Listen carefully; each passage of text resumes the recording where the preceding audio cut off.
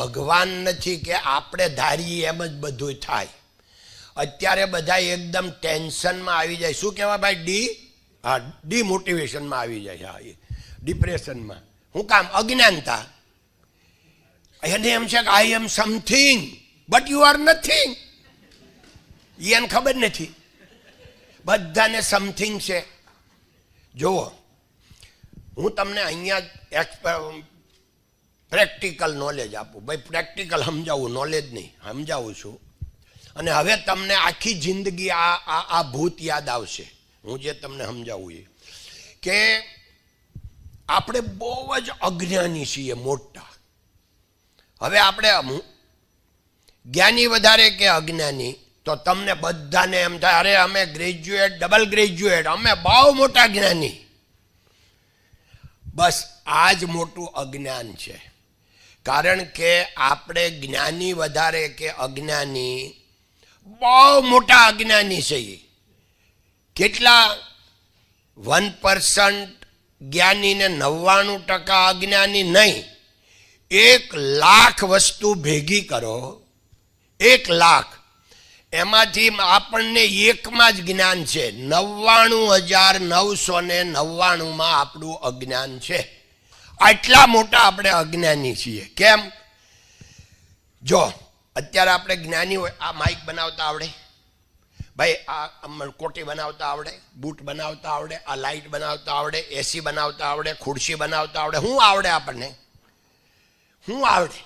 મને હીરા ગણતા આવડે. પછી મને કાંઈ કાપડ બનાવતા આવડે. હવે આપણે બસ બનાવતા આવડે, પ્લેન બનાવતા આવડે, ટ્રેન બનાવતા આવડે, પાટા. આપણને શું આવડે? તમને આ બનાવવાનો કીધો, હોલ બનાવતા આવડે. શું આવડે? કાર્પેટ આવડે, આવડું આ સ્ક્રીન આવડે. શું બનાવતા આવડે છે? જ્યાં તમે નજર નાખો, હવે આજથી તમને ખબર પડશે. તમે રોડ ઉપર જાઓ ને, જોતા જાઓ એટલે આય મને નથી આવડતું, મને આય નથી આવડતું, આય નથી આવડતું, આય તમને લાગડ દેખાય. મને તો ગાડી નથી બનાવતા આવડતી, સાયકલ નથી આવડતી, મને કાંઈ નથી આવડતું. હું તો બહુ મોટો અજ્ઞાની છું. જો આ તમારા મનમાં આવી જાય તો તમે એકદમ આગળ વધી શકો. કારણ કે આપણી સ્થિતિની આપણને ખબર પડે.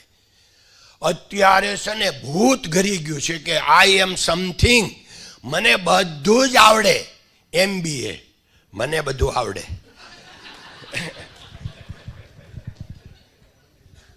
પણ તમને હવે લાગ્યું કે આપણે બહુ મોટા અજ્ઞાની છીએ. હવે અજ્ઞાનીને તમે સ્વીકાર કરી લો, પછી તમને કોઈ દે ટેન્શન આવે? ભાઈ પડદા પાછળ શું છુપાયેલું એની ક્યાં વાત કરો છો? ડેઈલી એવરેજ આપણને 6,500 વિચારો આવે છે.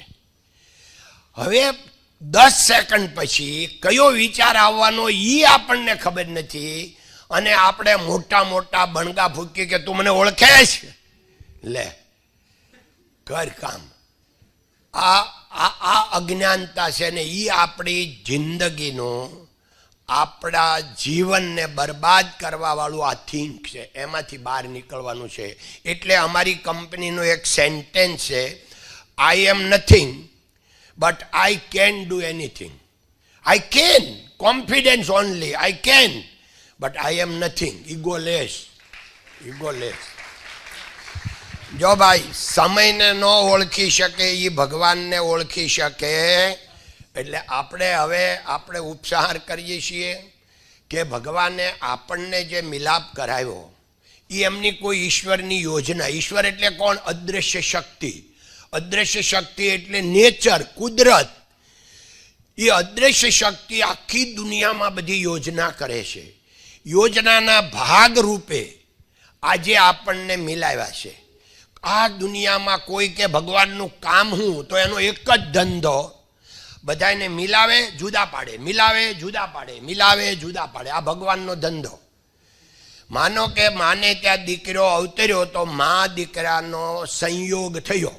પણ મા દીકરાનો સંયોગ થયો તો કાં તો મા દીકરાને છોડીને વહી જાય, કાં દીકરો માને છોડીને વહી જાય. જેનો સંયોગ થાય એનો વિયોગ થાય ને થાય. લગ્ન થાય પતિ પત્નીના તો બે ભલે સંયોગ થયો કુદરતી, પણ એમાં સંયોગ થયો એટલે વિયોગ છે. કાં તો પત્ની પતિને છોડીને જાય, કા પતિ પત્નીને છોડીને જાય. જેનો સંયોગ છે એનો વિયોગ થાય ને થાય. એમ આપણો સંયોગ જે થયો ઈશ્વરની યોજના છે. અને આપણે હવે જ્યારે મળ્યા છીએ એટલે જુદા તો પડવું જ પડશે. પણ આજે મારી વાત તમને કોઈ સારી લાગી હોય, સાચી લાગી હોય, તમારા જીવન ઉપયોગી બની હોય તો એમાં મારું કાંઈ નથી. એ ઈશ્વરની યોજનાથી તમારા માટે જ આ પ્રોગ્રામની યોજના એ ઈશ્વરે બનાવી છે. અને મારા દ્વારા એ ઈશ્વર આવીને જ બોલ્યા છે, એમાં મારું કાંઈ નથી. કંઈ તમને હર્ટ થયું હોય તો ક્ષમા યાચના. અને અહીંયા દીકરા દીકરીને મારું અભિયાન ચાલે છે તો નંબર 1 કે ભગવાને આપણને મોટર કાર કે મોટરસાઇકલ આપી હોય એ ભગવાનની કૃપાનું ફળ છે. એ આપણને વાપરવા આપી છે, કોઈને નડવા આપી. એટલે ભગવાને જો તમને આપી નહીં હોય તો આપશે, મારા આશીર્વાદ છે, તમને બધાને જ આપશે હશે તો.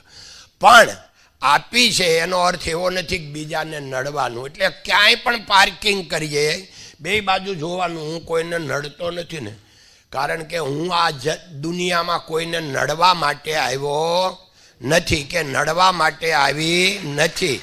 એટલે એક એ જોવાનું, ચલાવતી વખતે વિવેક રાખવાનો. અને કદાચ ટ્રાફિક હોય તો આનંદ કરવાનો કે ચાલો ભાઈ આટલો ટ્રાફિક, આટલો ધુમાડો, આ લોકો આટલાને મને એર કન્ડિશનમાં ચાલુ ગાડીમાં હું બેઠો, ભગવાનની કૃપા તો જોવો. આનંદ, એનો આનંદ માણવાનો. હવે વાત રહી કે જે દીકરીઓની મેં વાત કરી હતી કે દીકરીઓ જે મમ્મી પપ્પાનો જે કાંઈ દીકરા દીકરી ઉપર જે એનો કાળજાનો કટકો છે, ટૂંકમાં દીકરી હોય કે દીકરો હોય, એટલે મમ્મી પપ્પાને એવોઇડ કદી કરશો નહીં. બહુ માન સન્માન આપજો. અને મમ્મી એ જ તમારા ભગવાન છે, પપ્પા એ જ ભગવાન છે. તો આજથી તમે ઘરે જાઓ, આમાંથી રોજ મમ્મી પપ્પાને પગે કેટલા લાગે એટલા ઊંચી આંગળી કરો. ચાલો ભાઈ, આ એટલા 20 જણા માટે આપણે તાલી બજાવો. આજથી આખો હોલ મમ્મી પપ્પાને પગે લાગશે. જેવા ઘરે જાહે એટલે મમ્મી ઘરે હોય તો મમ્મી ને પપ્પા હોય તો પપ્પા પહેલાં પગે લાગશે ને પછી હગી કરશે.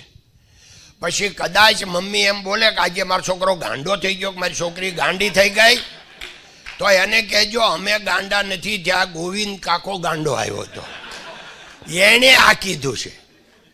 એટલે આ એક જીવન જીવવાની જડીબુટ્ટી આપું તમને. જીવન જીવવાની જડીબુટ્ટી છે. જેમનું શરીર તમારું બન્યું છે, જેનાથી તમે બન્યા છો, એક જ છે હૃદય, એને તમે સમજી શક્યા નથી ને બહુ ખોટ આજ સુધી કરી છે. હવે ખોટનો ધંધો ન થાય એનું ધ્યાન રાખજો. અને સાંજે પપ્પા આવે બારણું ખોલવા તમે જ જાજો. પપ્પાને પહેલાં પગે લાગવાનું, એન્ટ્રી કરે એટલે પછી હગી કરવાની. સેમ મમ્મી જેવું પપ્પાનું. અને સવારે જ્યારે તમે ઘરેથી નીકળો તો એ તમારા જે ભગવાનને માનતા હોય એને કહીને કે તારો દીકરો કે તારી દીકરી જાય છે, તું ધ્યાન રાખજે, તારે કરવાનું. એને કહીને નીકળજો. અને સાંજે ઘરે જાઓ એટલે કહેજો આવી ગયો તારો દીકરો કે દીકરી. અને તમારા મમ્મી પપ્પાને પગે લાગીને હગી કરીને નીકળવાનું. ઘરે એન્ટ્રી પગે લાગીને હગી કરીને એન્ટ્રી કરવાની. આ તમારા માટે જીવન જીવવાની જડીબુટ્ટી છે. હવે માનવું ન માનવું એ તમારી ઈચ્છાની વાત છે. કારણ કે ડોંગરેજ મહારાજનું એક સેન્ટેન્સ છે કે ભગવાનની કૃપાનો પાર નથી અને જીવની અવળાઈનો પાર નથી. હવે તમારે અવળાઈ જ કરવી હોય તમારા ભાગ્ય,